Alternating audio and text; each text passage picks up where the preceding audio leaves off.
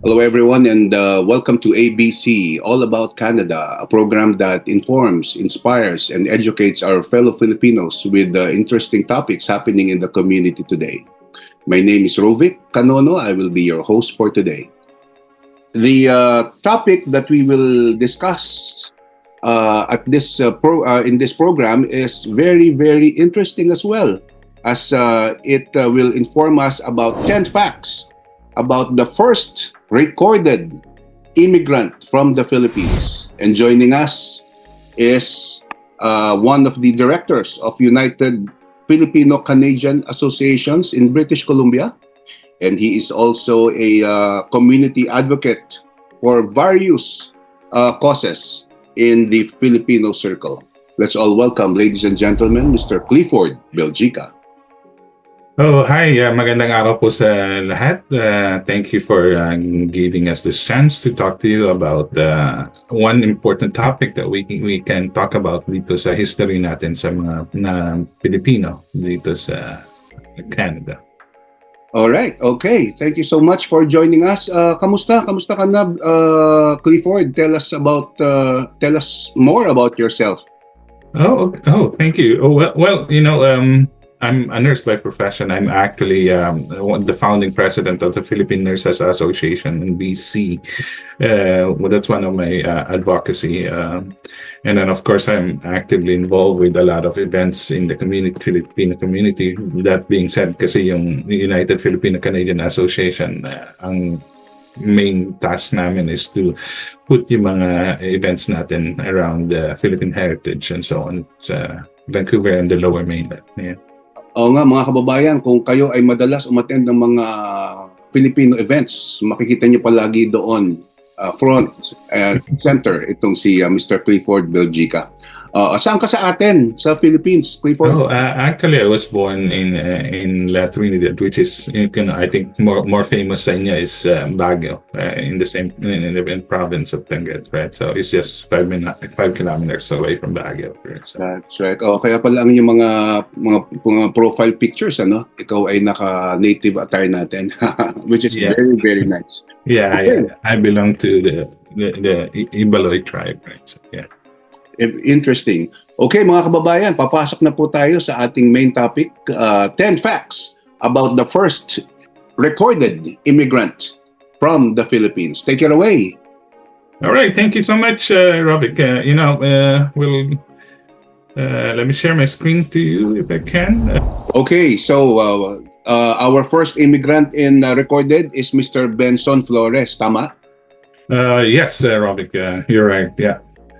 So, do you want me to go ahead with this presentation now? Right. So, he's the first recorded immigrant to the British colony of North America. We still called it then. Nung dumating siya, it wasn't Canada yet because Canada was not born yet. From the Philippines. So, the first fact that we can take a look at is, what is in the name, because. The research has started coming out about 2001, so about over 10 years ago now. And there were multi-sources naming him as either Benjamin Flores. It came from some official documents as well, including the Canadian census in 1911. He was also Big Ben to most of his neighbors. There was one even where he was called William Benson Flores, or Benson or Ben Flores, and so on. So these are the names that he is known for in documentation. So lumalabas iba't iba pala ang parang tinawag sa kanya, no, na recorded. Yes. Yeah, mga recorded na to in different either write-ups or official records. Right? At tinawag siyang Big Ben ng mga kapitbahay niya, lumalabas siguro malaking lalaki to. Either that or I think he was a big personality, because there are some anecdotal notes that I can share you later about how he dealt with how he was loved in the community. So it's nice. So that's our first fact, right? Trying to just sort of take a little bit of pun on his name or how he was called. So for our second fact, who is he?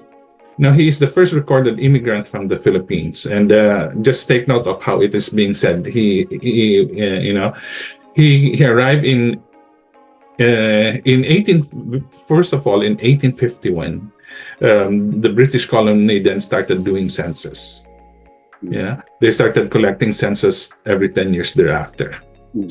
On the fifth census, I believe, the fifth time they did the census in 1901, it was the first time that the Filipino term was started to be used both as an ethnic origin and place of birth. Of course, I guess it was because Philippines, 1898 ay parang ano na ang Philippines, tama ba? Yeah. So we can collaborate that information, right?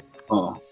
And then, but in the 1901 census, may mga lumabas na nakalagay doon Filipino. One is Anton Ventore of 1880, William Matilde, Castro Ricardo as well in 1886, Fernando, Mary Torina, and John Delman are some of the Filipino settlers in Bowen Island.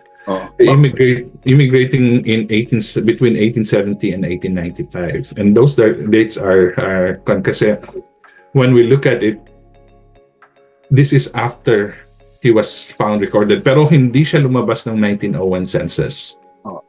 He did not show up doon sa Bowen Island. Sa Bowen Island. Hindi siya lumabas doon sa census na to. So he did not show up on that census. Pero when we look at so when did we find record of him? He was on the fifth census in Bowen Island in 1861. So this preceded, maski yung arrival niya yung pagkalabas niya sa census came 10 years after.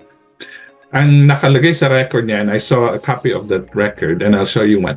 Nakalagay doon 1861 ang arrival niya. So this was before kung sino man dito 1870, 1895, right? Mm-hmm. So interesting na that's the reason why he is being now regarded as the first recorded immigrant from the Philippines. Oh, very interesting. Paano kaya sila nagpunta rito at bakit kaya Bowen Island? Baka masasagutin mo yan later on. Yes and no. There's a lot of question, right? And there were known Filipinos that arrived somewhere in Bowen Island. I think it was because of the route of journey. But they were never recorded too, right? And even a few centuries before him, right? Like and then of course maalala mo yung mga those in record din yung mga dumating sa Louisiana, right? So group of fishermen too. But this already is after the silk trade, yung ano na yun, yung ano bang animal yan? Yung Hudson Bay, yes. So this was already after. So there were a lot of things that are still in question, and I think that's the reason why we need to continue researching on this one, right? So mga kababayan, tama po, ongoing pa ho ang research dito sa ating kababayan na si Benson Flores. For your information mga kababayan, yung Bowen Island ay isang island. Yeah. Nakahiwalay nga dito sa mainland ng ng Canada, British Columbia. Isang maliit na island lang. Natatanaw yan di ba? Sa ating lugar kapag papunta ka ng Whistler, ganyan. Yeah. Okay. So lumabas sa said in 1911 sa fifth census ng Canada. By then 65 years old siya.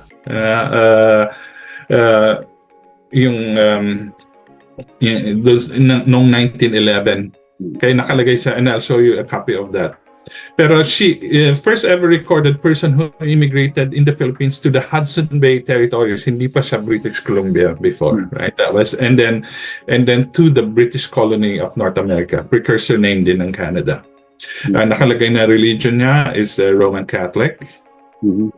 And then next one is ito nga yung 1911 census. Nandito siya actually, mahirap tingnan. Pero makikita a few information there, right? Like by then he was 65 years old. It shows Ben recorded immigration arrival as 1861. And that just confirms it. And this is Question ko, yung meron kaya siyang naging pamilya dyan sa census na yan? O darating tayo? Wala eh, walang no recorded, and then later on we will know more about his family and so on, right? If he ever did. Okay, mga kababayan, tapos na tayo sa fact number 1, tapos na tayo sa fact number 2, nandito na tayo sa fact number 3 about the first Filipino immigrant. Yeah. So let's crunch our numbers, right? So sa 1911 census, it shows him as being born in May 1846. So in May 1846, meaning he was 15 years old when he immigrated. Yeah, kasi 1861, right? So 15 years old. But doon naman sa arrival niya sa doon naman sa cementerio, because I went to the, I took some records. I actually was communicating with the cementerio last week. Kung saan siya nilibing, ano? Kung saan siya nilibing. It shows him as born in 1948. And he died as 81 years old then. So if this, whatever it is, are you he was born 1848, you mean, hindi 1948, 1848. Oh, 1848. Either 1846 from his record sa census or 1848 doon sa death record niya. So there's a bit of discrepancy. Either or, he was very young when he migrated, 15 years old to 17 years old. Imagine niyo mga kababayan, 15 anyos lang, nagbiyahe na. Bumili ng suka, nakapunta ng parang Titanic baka lumusot lang dun sa isang barko. Yes, right. So, yeah. Okay, so let's continue. Fact number 4. Okay. Number 4. Yes. Number 4. How many years did he live in the British colony of North America? Ilang taon siyang tumira sa British colony of North America? In the 1911 census, doon siya nga nakita na dumating siya ng 1861. In 1867, nawala na ang British colony of North America. Right? Naging Canada na. Canada was born as a country, so which means he lived in British colony of North America, hypothetically, 6 years lang. And then he lived in Canada after, because Canada was born. So nauna siyang dumating bago na panganak ang Canada. That's what it's saying. Is that matanda pa siya sa Canada, lumalabas. Oh, yun. Yeah, I mean, so yeah, I think we're having fun here too, Sometimes research is fun, right? Galing. And then fact number 5, how old was he when he was naturalized? Again, 1911 census, it shows his year of naturalization as 1909. Tignan nyo 1911 yung census na to, 1909. This is just 3 years before the 1911 census. What does naturalize mean? Since the birth of Canada in 1867 to 1947, lahat ng mga Pilipino born in Canada typically referred to themselves as Canadian citizens. But actually, they were not, because they were still a British subject, kasi under Britain pa rin ang Canada during the first few years. Only in 1947 did the Citizenship Act in Canada come through. So for people, although pag pinanganak sila dito, they were called sort of Canadian citizens. Lahat ng mga pinanganak sa labas, mga Chinese and everything, they were never called Canadians. Although they were naturalized, it didn't mean a British citizenship. They didn't lose the original nationality. They were merely having the rights and duties of a British subject. Born outside of Canada, kahit na naturalize sila, ano pa rin sila. Yeah. So he was a British subject for a few years, right? But it took him dumating siya 15 years old. 62 years old siya na naging naturalized siya. Ngayon, kailan ka nagiging PR dito? Right? 3 years? 3 years. Kung hindi ka lumabas ng Canada. 3 years. Right? Dire-diretso. It took him 63 years. Right? So, wow. Okay, so are you ready for the next fact? Okay. Dito naman tayo sa pero bago tayo bago tayo pumunta sa pang-anim na fact about this, pwede muna tayong mag-break at baka meron tayong a little paalala.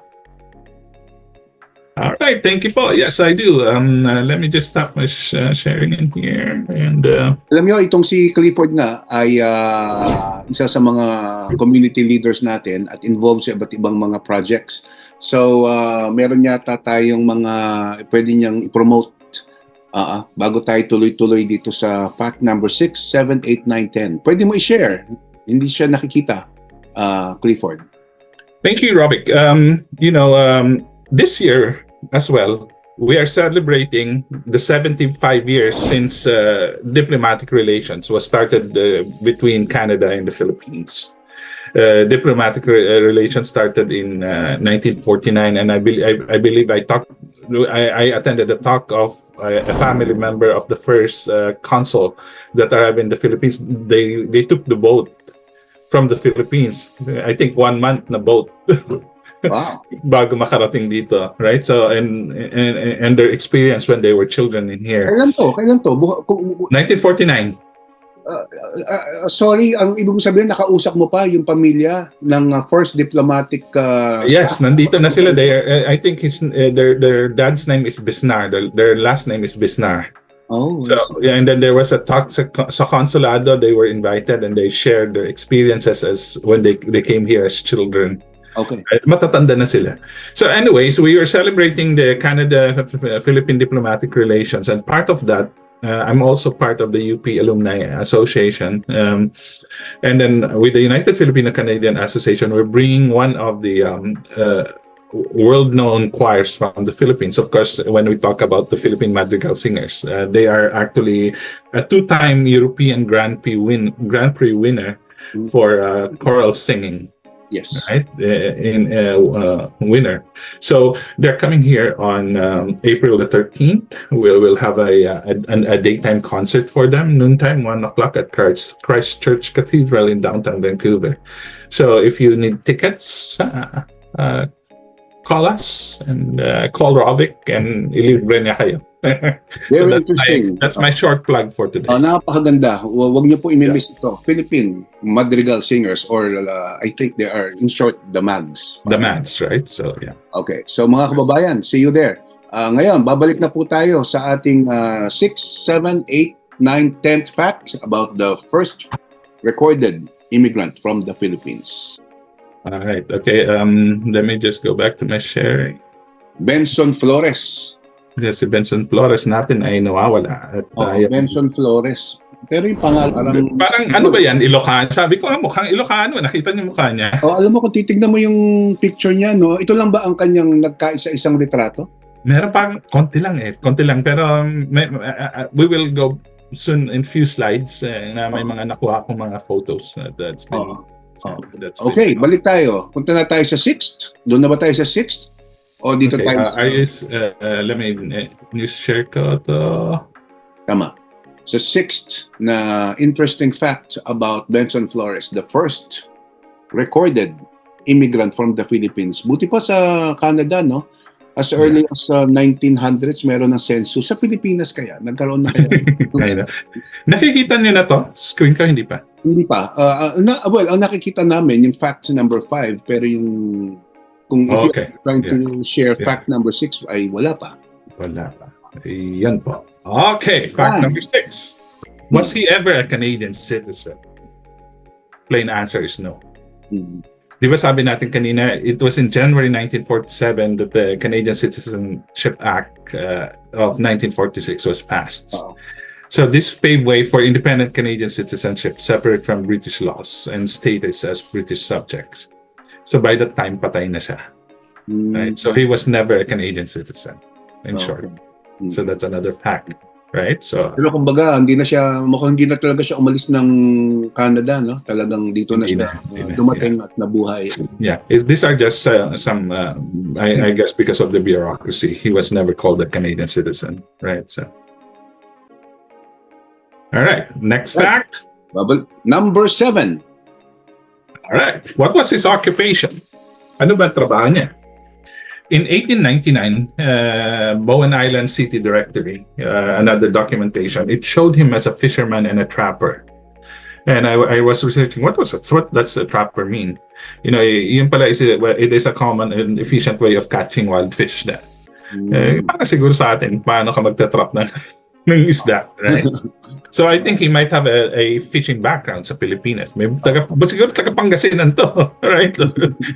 Mga Right? So, nanguhuli ng bangus. Pero tama, kung nasa Bowen Island ka, kasi ang Bowen Island, parang maliit na island lang no? tubig yan. Yeah, it's surrounded by tubig. Yeah. Oh, parang kaya mong ikutan in 30, kung may kotse 30 ka, minutes. 30 minutes o 1 hour. Yeah.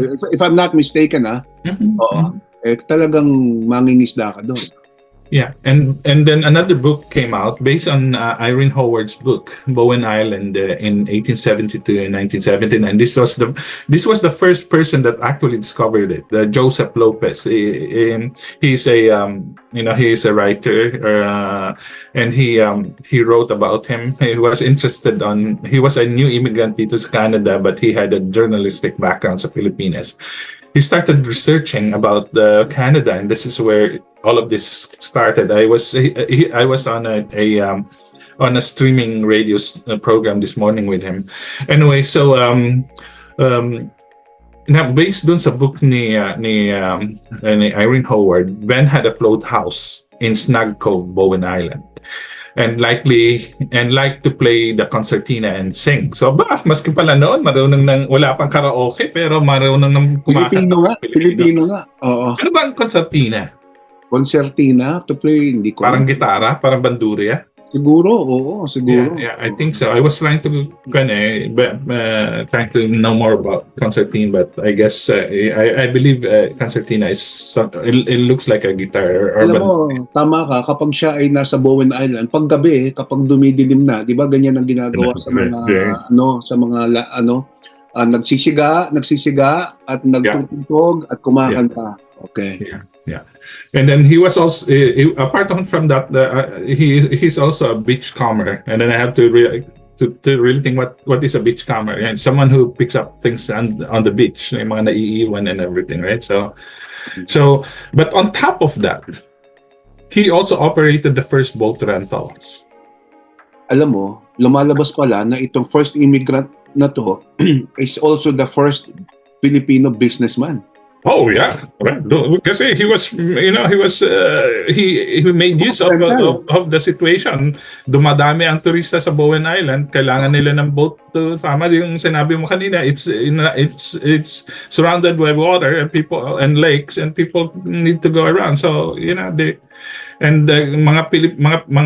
turista galing sa dati, hindi wala pang Vancouver noon. It was still called either Gastown or Granville. They come to visit the island, and they needed a boat, and he was there to give them rent them a boat, right? Siguro kung sagwan yan, sa estimate ko siguro mga 1 oras kalahati kung sasagwanin mula Vancouver hanggang Bowen Island. Sa tingin ko lang naman Yeah, it is. It might be. So wala pa yatang motor nun syempre, di ba? So kung sasagwanin. Yeah. Tapos in addition to that, in Snack Cove, he owned a land in Bowen Island, close to the foot of Mount Garner. It was a district lot, 1426. It is a homestead, binigay ng gobyerno, right? And I'll talk about it more in detail later. So we go to the next. We're still part of Fact 7. Flores built his homestead inland. So it's an inland, wala sa tubig, sa mismong island. Close to Trout Lake. It's now called Grafton Lake. Record shows that on April 7, 1892, Flores and fellow Filipino William Matilda claim nila yung lot na yon, and the lot is 60 acres. 60. It's a land block. 60 acres, malaki yun. I wonder kung nasa kanila pa rin hanggang ngayon. Yeah, kung hindi man siya, itong partner niya, meron bang mga Matilda na family names sa Bowen Island still, right? Like hanapin natin yan, si William. Hanapin natin yan. So it was a lot near a lot that was also owned by another prominent pioneer of Granville, Joseph Mannion. Right? So yes, he 60 acres is 60 acres. That's huge, right? Huge, so those are the facts for him. So hindi siya pobre niya. Binigyan, may lote siya, Oo. Yeah. Baka halos kalahati ng Bowen Island. Diba? Interesting. Hanapin natin yan. Yeah. Okay, so still part of Fact 7. Ito na si Ben Flores sa kanyang shack. sa Snack Cove, Bowen Island. This was taken from the Bowen Island Museum archives, right? But again, by Joseph Lopez. And this is a photo of him. He's typical Filipino, right? Oo. Ba't kaya merong tali yung kanyang pantalon, no? Nakikita mo. Uso yan noon. Malala ko yung lolo ko, may mga ganyang kwan din noon eh. May mga ganyan. I wonder ko ano yan. Kung bakit may tali. Interesting. Yeah. Magbubotas ka ba? I don't know. Right? So Baka it's a yung fishing may community. Ka na, sa loob, may medyas ka na makapal na na bumabagsak. Fishing community in the water. Take note that itong bahay niya, there's another photo. It is actually a floating house. Oh, nice. Yeah. Very interesting. So this is a then and now photo. This was taken by the Bowen Island Museum and Archive. David Collins took a photo of how it used to be and how it was. Ito yung kanya floater. After. Before and now. Okay. Yeah. So ito yung floating house niya. So it was floating, right? Talagang yan ang bahay niya. Mm-hmm. Sino kaya yung nakatayo na yun? I don't know, right? So, yeah. Maybe sa mga turista nagre-renta ng boat. Ito na yung boat na pinaparent niya. Right? Very interesting, siguro sa history, malaman din natin yung kung sino yung nakatayo na yan. Malay mo, nagkaroon siya ng pamilya. Yeah, and I actually have a trivia later on. Okay. On his family. Wow. Okay, so dito na naman siya how he was described by Fakay tayo. Alright, mga kababayan, pang-walo na tayo sa fact about this first Filipino immigrant. Okay. Apart from kanyang trabaho, tanungin natin ano yung mga description ng mga tao about him, right? So ito just the mere fact na he's with a child, na nandyan may bata, na he's either maybe customer niya or whatever. He's being photographed. It's a fun type of photo, and I took this from the Canadian Encyclopedia. He was with a small child in 1909, right? So mga kababayan, kung mapapansin mo, kung pwede tayong bumalik doon sa photo na yan, bata pa siya rito. Di ba? Compared dito sa photo na nasa kanan, yung photo siya yan, di ba? Photograph of Flores, bata pa siya, at gwapo. Mas bata siya. Malayong bata. Right? So, gwapo, makisig. Di ba? Yeah. Parang mga Pilipino lang dyan nagkakalat. Kamukha niya. Baka nandiyan ka pa. Typical Filipino. Ben Flores, baka nandiyan ka pa. Palakad-lakad ka lang sa Metro Town. Typical pango. Di ba? Gwapo. Gwapo. Makisig. Matimuso, makisig. Right? So, at saka alam mong well-built siya. Right? So, maski dito ng katandaan niya, well-built yung katawan niya. Right? Yeah. So, interesting. Sino kaya yung bata na yan? Pasok? I know. So, again, another photo. Doon naman siya shock niya. I don't know where he is in sinasabi. But Ben Flores with friends beside his shack at Snag Cove. Ben is in the dark sweater at the left. Dark sweater na nasa kaliwa, nasa harapan siguro, on the left, in the back row. So, nasa likod siya. Parang puti naman. Parang puti yung nasa likod.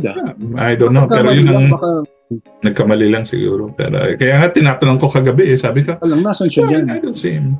Unless na, I don't know. Ibang nakikita yung photographer. Yung taga-museum. Okay, baka sa Tagal. Pero this is still his. This is still his shack. Tignan mo, nagfo-floater siya. Right? Tsaka yung bintana, Yung bintana, Yeah. Interesting. Yeah. And then next one, ito na siya on another view. Okay. Yeah. So, talagang floater siya. Pag tumataas yung tubig, tumataas din yung bahay niya. May parang ingenuity ng Pilipino yan Oo nga. Galing kumbaga, taga Mindanao siya, baka badyaw or something. Kahit na mag-tsunami, dahil naka-float ka, dadalhin ka lang ng tubig, Yeah, right? So, very interesting. Buti may mga camera na nun, at kinuha. Alam mo, siguro, nag-iisang how do you call it? Nag-iisang bahay na floating yan, kaya kinukuhanan ng photos, no? Kasi hindi naman palaging nagtitake ng picture ang mga kanyan. Kasi exposure lang ng camera niyan, ilang minuto. siya rin gumawa ng ano na yan, yung dock na yan, at makikita natin mga Oo. kababayan, merong isang bangka, yan, isa sa mga Yan mga pinaparenta. pinaparenta niya, parang nagpaparenta sa Burnham sa Baguio niyan. Oo nga, no? Taga Baguio. Taga Baguio ka, di ba? Oo nga, alam mo, nung Oh, bata ako, sumasakay ako doon. Pag di hindi ba? ka sumakay doon, yung maliit na bangka na yon sa Baguio, sa Burnham Park, hindi ka pa nakatungtong ng Baguio. Baguio. Ganun yan, di ba? Alright. Anyway, tuloy natin. How was he described by other people around? So ito lang naman na, they just sort of hardline where he's been found in documents sa island. Maski nga yung listahan ng utang sa grocery store, nandun yung pangalan niya. Talaga? Wow, Ang ganda mga researches, right? So, talaga. Pilipino, nagpapalista. Nagpapalista. Right? So, tsaka kuan din mga listahan ng namatay siya, may nakautang sa kanya na mahigit 1,000. Malaki na yun ngayon, right? May nanghiram sa kanya. May listahan din siguro nagsamakay sa boat niya or may tapos nagpalista sa kanya, So, hindi interesting. namatay. Anyway, Buti nakuha yung ganung records, ano? Okay. yeah. And then so dito he was written up as he brought the innate Filipino hospitality with him to the foreign land. He was a generous friend to everybody, even dubbed Old Ben in his later years. Diba sinasabi ko sa inyo? Yes. Isang kapitbahay niya, sabi niya, Ben Flores was a colored boy and was my greatest friend. I don't think I have met anyone who is his equal. He was such a good friend. He was genuine. He would share alike in all the work we did together. He was really a good person. He knew people before they even came to Bowen Island. As far as I know, he was a Filipino from the Philippine Islands. He was a fisherman. See, someone writes things like that. Tumataas ang balahibo. Meron pang akong nabasa, hindi ko lang nailagay doon, na he would go get crabs, tapos ibabagsak lang niya yung crab doon sa, and then people can come get the crabs, right? So, all that, just trying to see how his life was in the island and how people loved him, right? So, yan ang tatak Pilipino. Yeah. Right. Okay. Let's move on. Still, he as a means that he rented the boats. According to the Bowen Islands Historian Group, his business was the first boat rental. Diba? Tama rin sinabi mo, hindi lang sa island. Baka first Filipino businessman, right? Evidence shows that Flores visited William Davis General Store, di ba? Sabi ka to, yung may sa ledger ng store. May pangalan siya doon in 1907. Nung kabubukas ng store, may listahan na siya sa utang doon. So, and then nakita nila na ang palagi niyang binibili, tabako. Tabako. Kaya nga sabi ko, Ilocano siguro. Ilocano. Ano ba yung sikat na tabako, mga ano yun? Nakikita ko yun yung gano'n, no? Yung nasa... Yung muscodo. Hindi, muscovado, sugar yun. Basta yung nasa papel lang. Di ba? Alam mo, gusto ko makakita ulit ng ganong klaseng tabako sa Ilocos, ano? Sana may magdala rito. At saka maalala ko yung mga lola doon sa Ilocos noon, yung nagsisigarilyo pabaliktad. Pabaliktad, magugulat kayo, no? Kaya sabi ko siguro Ilocano, mukhang Ilocano. Anyway, tsaka mga Ilocano, di ba? Mga migrant pa niyan. Mga pukan kain doon sa Hawaii, di ba? Mga taga-pukan ng tubak. Ayos And then for much of his lifetime, he remained on the island. He lived closely with the family of steam engineer Jacob Dorman. Flores was described by George Dorman as his greatest friend, and we saw that earlier. He never married, unfortunately. Oh, that's so sad. Baka kasi konti ang tao roon. Di ba? Konti ang tao doon sa Bowen Island. Hanggang ngayon naman yata, konti ang tao eh. So wala masyadong social life. He never married. Yeah, he never married. So, and then, okay. Fact number 9, before anything, Papapasok na tayo sa fact number 9, pero before we proceed, ano sasabihin mo? No, I think we're ready to do fact number 9. Nakakalungkot na to. Sige, kasi number 9 na. So based on the certificate of registration of death, Benson Flores was born in 1848. And died at the age of 89 on April 11, 1929 at 5 a.m. at Vancouver General Hospital.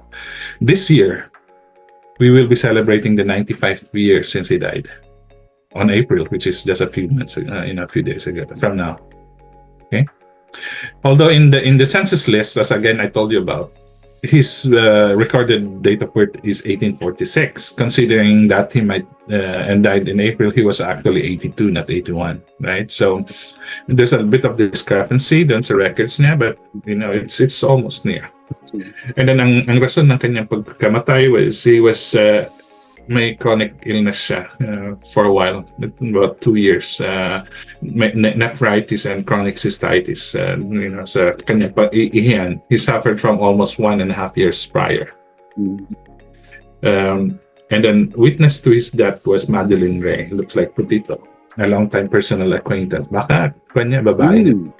Sandali, basahin natin yan. Witness to his death was Madeline Ray, a long-time personal acquaintance of Benson living in Vancouver.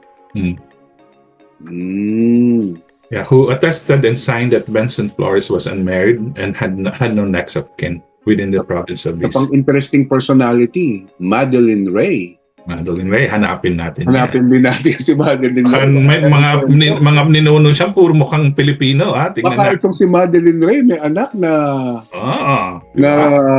looking like an Ilocano. Pango Ilong. Alam mo, puti-puti pero pango. Blue eyes pero pango. Alam mo, napakaganda ng ginagawa natin, nakakabuo tayo ng mga ganyan na I know, but we're poking fun, but there's a lot of interesting facts in here that at saka nakapunta siya ng Vancouver, kasi dito siya namatay sa Vancouver General Hospital hindi siya all his lifetime nasa Bowen Island. Interesting. So, I don't know if that's the only hospital then, but I guess it was, right? So, but still, why not in the island, right? Yes. Vancouver Island, right? So anyway, continuing, Benson was a bachelor. Ito po ay number 10 na. Ito na yung last. Yeah, so ito na yung last. Anything about his death, right? Okay. So, fact number 10. Yeah, Benson was a bachelor all of his life, as indicated in the census, and then actually, 2 years before he died, he already made a will. Kaya tama yung nagko-correlate siguro nag-umpisa na siya nagkasakit, gumawa na siya ng will. Sana na ilagay niya yung pangalan natin sa will niya, no? Alam mo, napakatalino nito. Napakatalino niya. Naisip pa niya yung gumawa ng will. Maraming Pilipino ngayon. Ngayon nga, hindi wala ang will. Butit siya. Matalino ito, Yeah. Bilib ako dito kay Sir Benson. Okay. So, nung pre-novate yung will niya after his death, binigyan niya si Martha Cameron. Sino kaya yun? 500. Wow. Chismis na yun. I-research naman natin si Martha Cameron. Baka meron din baka meron din puting pango. Yeah. At si Mahjong, hindi Mahjong, Mahong. Si Mahong. Si Mahong, 100 immigrant din to. So, meron siyang pera. Meron siya pera. Yeah. Hindi to property, cash to. Okay. Cash to, binigyan niya ng pera. Siguro close friends niya or whatever. Si Donald Cameron, binigyan niya ng 100. Okay. And then mukhang siguro magka-relative tong si Kenneth Cameron, pero binigyan niya, doon niya binigay yung mga boat niya, mga engine niya, yung baril niya, at saka lahat ng furniture niya. Binigay niya. May baril din to, no? Ayos We do not know the exact relations between Benson and the beneficiaries, unfortunately. Pero at the time of the death, Benson had 353.35 sa BMO. Wow. Ano yan? Siguro sa Bank of Montreal, right? So, baka meron siyang record sa Bank of Montreal. Yeah. Oo, di ba? Ngayon daw is worth about 5,000 na yun, ha? Hindi na sakop na bank secrecy yan. Historical record. Right? Baka pwede kayo. Tapos meron sa $5 sa bulsa. Right? And then yung value ng boat niya, $50. Yung shack and furniture niya, tapos may promissory note. Ito, may nangutang sa kanya ng $795. Na Mr. Little. Na hindi na nasingil, right? Pwedeng puntahan din to at singilin, malay mo. Diba? However, because of Benson's costly hospital bills, not counting funeral law and then loans and other expenses, the total liability is $1,212.50. So his estate was declared insolvent. So ibig sabihin, wala rin natanggap? Wala. Pero, paano yung lupa niya? Yung kahati niya doon. 60 acres ba? Wow. Yeah, 68 acres. Maski sabing tatlo sila, di tagta 20 acres sila, right? So, yeah. Hindi, baka naman may nangyari na. No, Baka or mali mo, pambahay ng binenta niya, lupa. whatever. Walang mention eh. Yeah. I think I still have a few more. So, yung burial niya, ito, kinausap ko yung sa sementeryo, ha? Oh. The date and time of, and then there's a public records online. Namatay siya ng 13 at alas 5 na umaga, 81 years old, Vancouver General Hospital. And then binurol siya April 13, so 2 days after. Dito sa Mountain View Cemetery, kunto a public cemetery ng City of Vancouver. Right? So, unfortunately. So yan po mga kababayan, ang 10, hindi pa tayo tapos. Hindi pa. Unfortunately, so binigay sa akin yung GPS nung kanyang grave, unmarked. Walang headstone. Walang headstone. Okay. Yeah. Pero nung binigay sa akin yung access nitong kapag hahanapin mo yung pangalan niya doon sa website ng sementeryo, pansinin mo dito, maraming Flores, di ba? May Pedro Flores, 1901. Mauricio. Naulit din Flores. Ito bago lang to 1991. Pero may Julia na 1906. Tapos may Baby Flores na 1902. Kaano-ano kaya niyan to, mga to, no? Kasi kapanahunan niya 1902. Interesting. 1906, 1901. Right? Ito bang si Pedro at saka si Julia mag-asawa? May anak sila. Pero they're buried in the same cemetery. Ang gusto ko rin puntahan kasi nandito yung is, meron ba mga marker to? Marker? Kasi wala siyang marker sa cemetery. Yeah, mga kababayan, yung Mountain View Cemetery, nandito yan sa Vancouver. Wala sa Bowen Island yan. Yeah, diba? Dito na siya sa Vancouver, At nasa pagitan ng mga busy streets dito sa... Yeah, it is very busy. So Fraser and thing. And so, I spoke with yung isa sa mga authors dito, and they were actually raising funds already to put up a headstone for him. They raised over $1,000 now. Sa pagkakalam ko, pinakamura ngayon na flat lang is about $4,500 or maybe $5,000.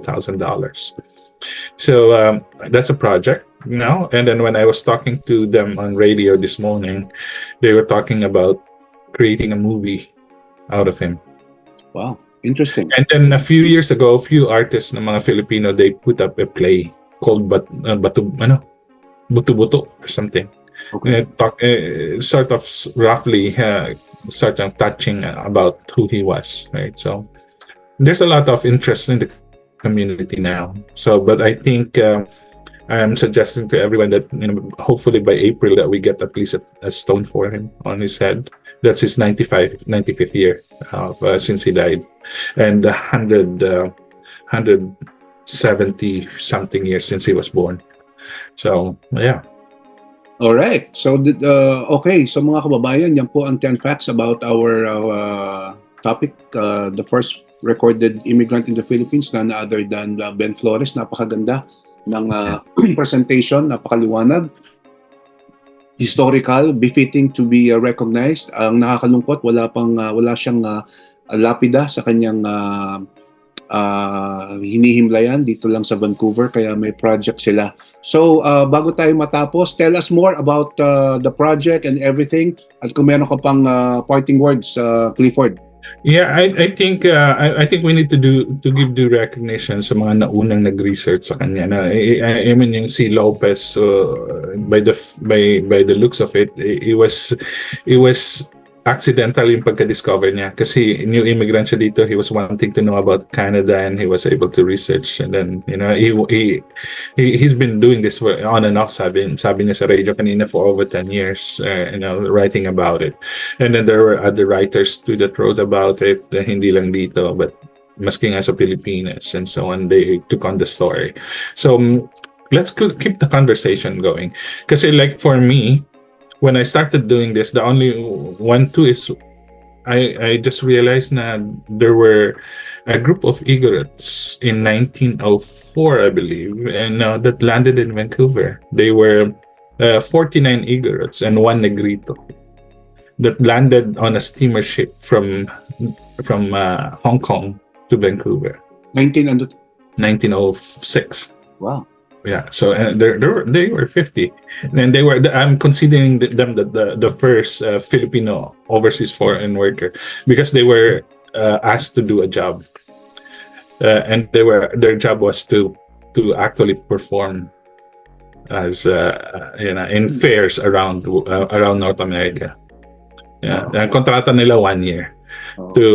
Kasi there was in 1904 yung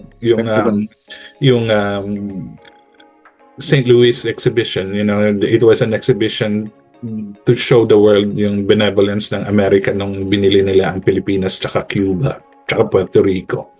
Gusto nila ipalaman sa lahat na ginawa nila to dahil backward ang mga countries na to, and then America needed to intervene.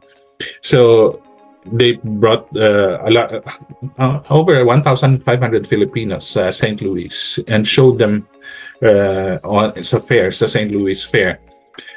Ang pinaka-famous doon was the Igorots. Doon nanggaling yung term na hotdog. Kasi they were pinakita doon na ang mga Igorots were killing dogs for food. And so before that ang tawag doon was wieners, right? So but because naging sikat ang mga Igorots kung meron ng dog town doon sa lugar na ginawa nila ng Igorot village sa St. Louis, naging dog town. And then naging uso na yung tawag nila sa hotdog na kinakain sa fair was hotdog. So actually yun ang contribution ng Igorots sa English language, yung term na hotdog. Right? So hotdog, are you telling me again yung term na hotdog galing sa Philippines, Igorots? Oh, wow, that's interesting as well. Yeah, so that's part of my research. I've been researching that for the last 20 years. And so nung the second time around, dinala uli sila dito ng another showman.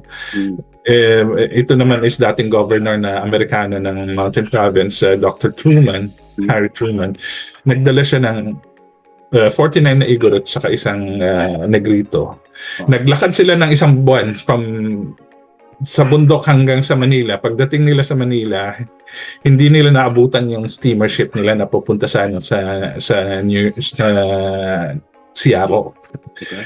So ang nangyari doon, they had to wait for a few days. They took a steamer to Hong Kong, and then they traveled another month sa sea. And then they arrived sometime in April then, in 1906.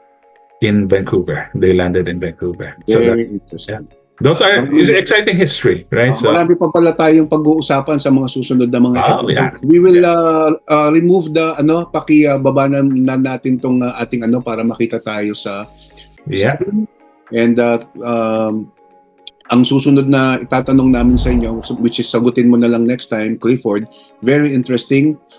Bakit in the first place nakapunta rito? Ano ang rason, ano ang storya kung bakit nakapunta rito si Benson Flores? Diba? I know. Yeah, hopefully we'll get more clear thing, and people start researching. And I said they're gonna start soon shooting a movie. There's a funding from the UBC to do this movie, and then hopefully we get that. Meron ding GoFundMe para doon sa Lapida. Lapida, yeah. Search nyo lang sa GoFundMe Ben Flores. So. Yeah. Thank you so much, Clifford, for this Thank you.